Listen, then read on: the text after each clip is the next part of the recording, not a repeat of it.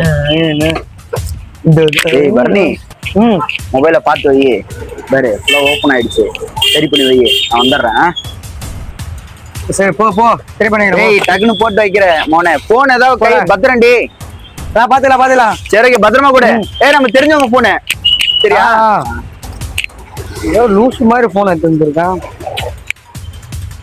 போ,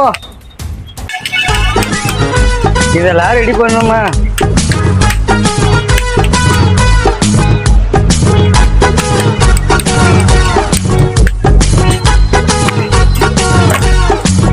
அசாரண்ணா சொல்றா.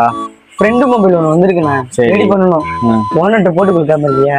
சரிடா மாத்திக்கோ, ஆனா சேஃபா மாத்த, சரியா? சரிண்ணா, சேஃப் தானே.